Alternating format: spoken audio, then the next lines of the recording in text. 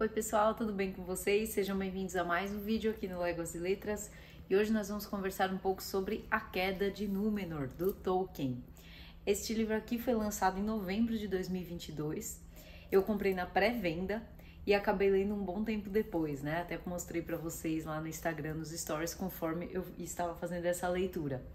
Essa edição é linda, da HarperCollins, que tem publicado as obras do Tolkien aqui no Brasil, como vocês sabem. Nós temos diversas outras resenhas de Tolkien aqui no canal. Se você chegou agora, nós temos resenha do Senhor dos Anéis, do Silmarillion, dos Contos Inacabados, dos grandes contos também, né? Uma resenha tripla. Então é só procurar aqui no canal, tem bastante coisa de Tolkien para você que gosta desse maravilhoso autor. Esse livro aqui é um compilado de textos sobre a Segunda Era da Terra-média. E essa edição lindíssima está ilustrada pelo Alan Lee, tem ilustrações preto e branco, tem ilustrações coloridas, vejam, coisa maravilhosa. É linda, linda, linda. Vou mostrar aqui mais uma para vocês. Tem várias, ó, preto e branco aqui no início dos capítulos. Aqui, ó, mais uma para vocês. Ao final nós temos um mapa, como já é costume aqui nas edições da Harper. Vocês sabem que eu adoro mapas, né? A gente vai acompanhando a história, vai vendo os nomes dos lugares e já vai checando por aqui. Temos também um mapa de Númenor, que está também na edição dos Contos Inacabados, aqui o mapa da ilha. Tá super bonita essa edição, aqui o fitilho colorido, muito legal. Em termos estéticos eu não tenho o que falar, né? As edições da Harper são realmente maravilhosas. Mas essa primeira edição aqui me decepcionou um pouco em relação à revisão. Peguei alguns erros de revisão aqui nos nomes, inclusive erros bem feios, assim, trocou, por exemplo, Gondor por Condor, sabe, no título de um capítulo. Achei um erro um pouco grave, né, para uma edição de um livro tão bonito. Então essa é a minha única crítica a essa primeira edição. Espero que nas próximas impressões a Harper corrija isso, porque é lindo demais para ter erros, né? Um livro desse na sua estante vale a pena ter, mas espero que eles corrijam esses erros que apareceram. Esse livro, então, foi lançado em novembro de 2022 para acompanhar o lançamento da série Anéis de Poder no Amazon Prime. Se essa coincidência foi para o bem ou para o mal, nós vamos ver ao longo dessa resenha. Então, como eu comentei, esse livro é um compilado de textos sobre a Segunda Era da Terra-média.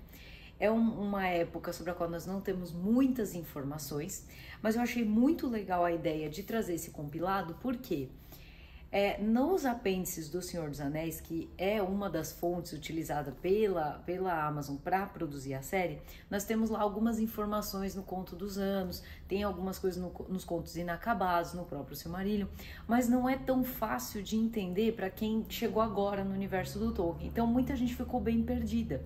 Por isso que eu achei legal a ideia desse livro em trazer esse compilado organizado por data. Então eu achei muito legal, porque apesar de ser uma leitura mais fácil para quem já é iniciado na obra do Tolkien, porque nesse livro, sendo um compilado, não se perde muito tempo explicando quem é quem, né?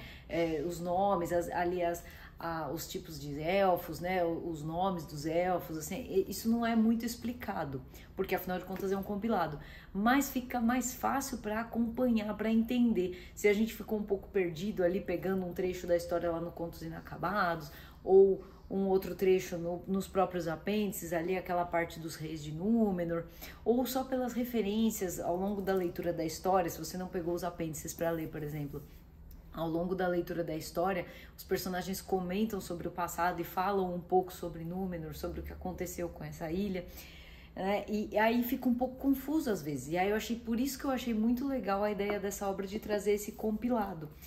E para quem começou pela série também vai entender um pouco melhor o que aconteceu nessa época e vai conseguir perceber as diferenças que existem entre a adaptação da série e a obra original aqui.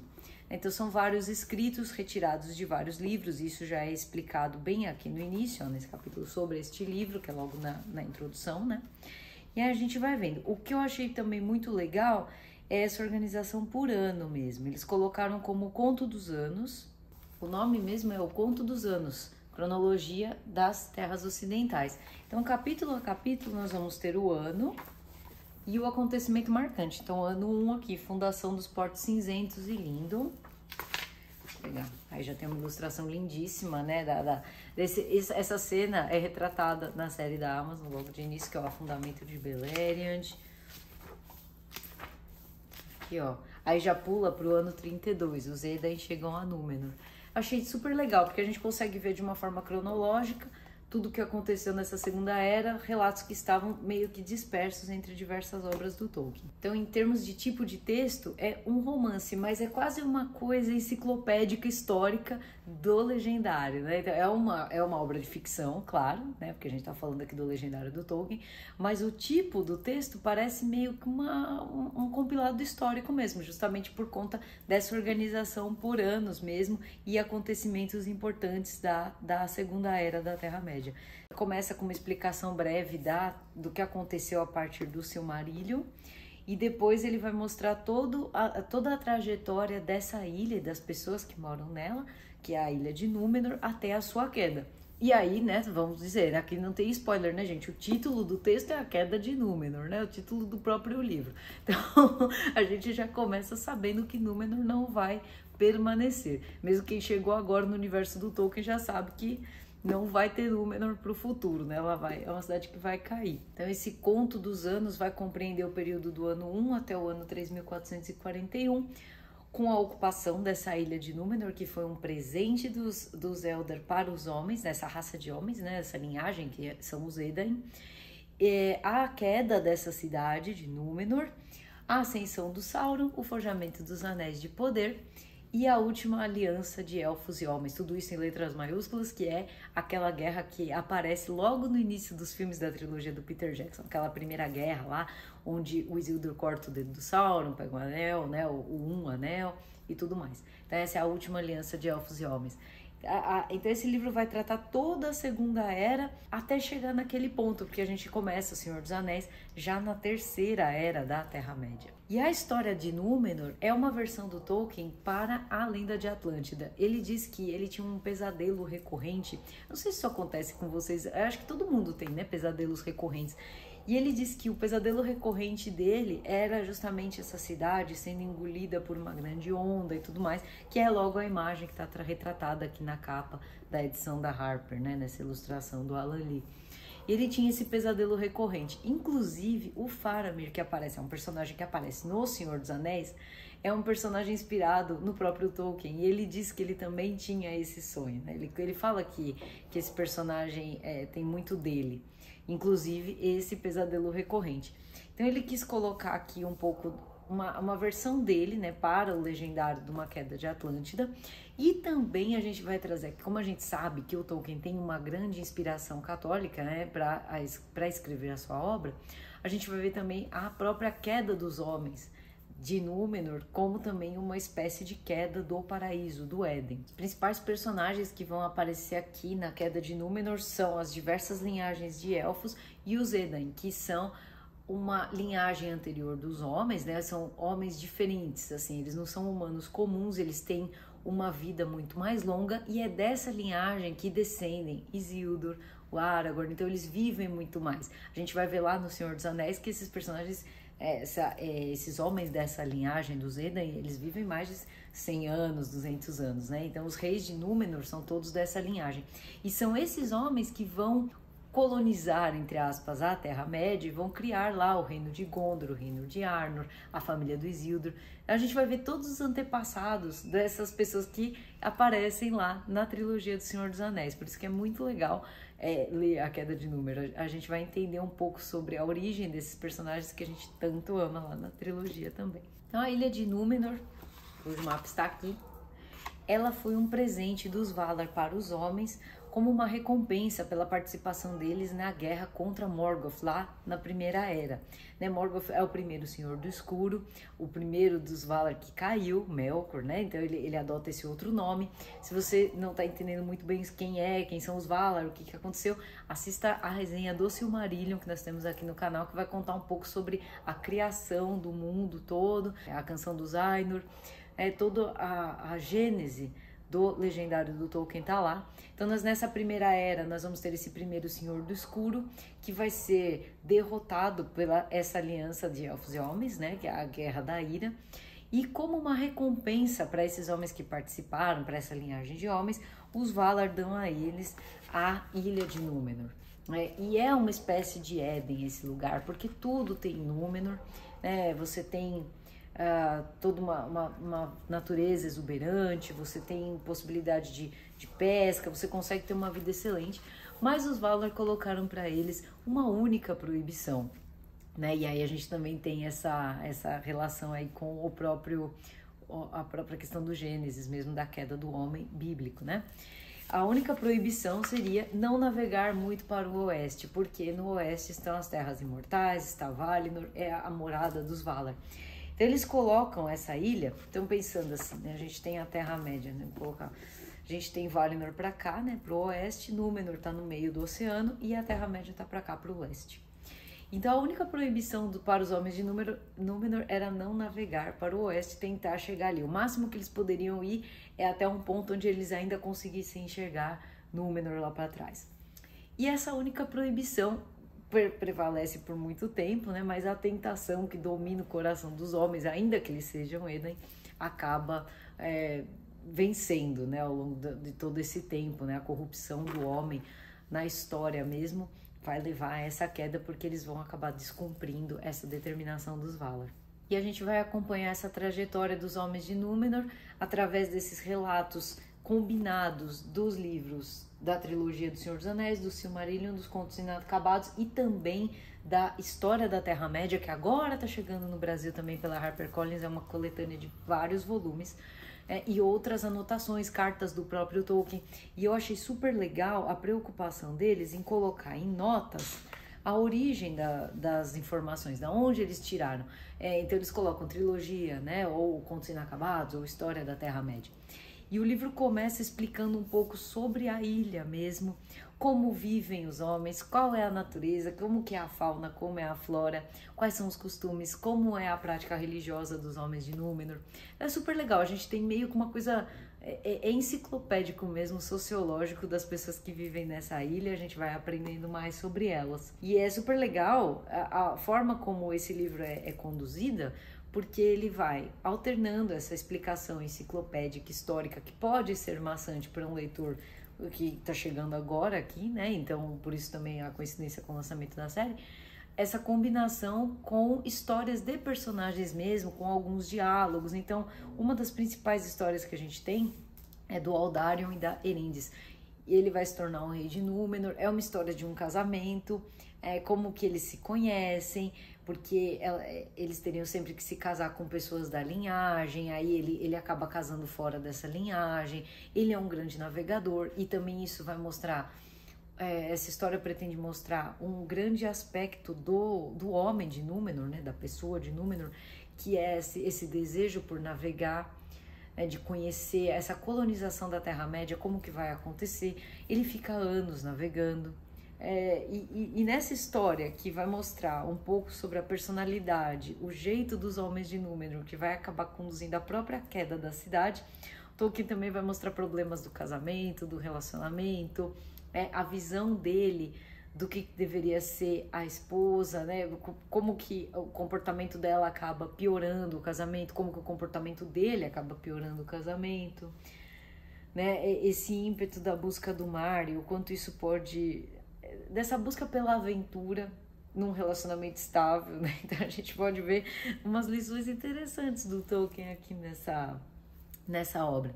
E a história desse casal, ela é bem explorada, a gente tem até um pouco de alienação parental aqui, porque eles vão ter uma filhinha, e tem todo esse problema, né? Como o pai fica muito distante, cada vez que ele volta, a mãe não traz a filha para perto, sabe? Ela vai afastando mesmo a filha do pai.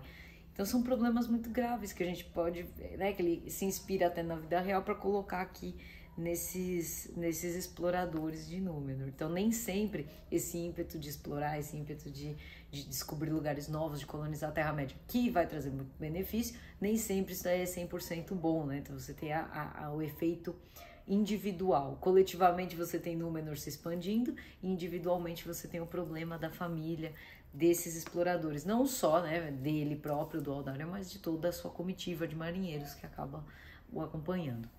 Então esse ponto fraco dos homens de Númenor pela exploração, pela busca de poder, pela busca de glória, vai ser explorado pelo Sauron, que já era um seguidor de Morgoth, mas nessa época que ele ainda assumia uma forma humana, ele ainda não tinha aquela forma lá do olho que aparece na trilogia do Senhor dos Anéis, é meio que uma forma ali incorpórea, né?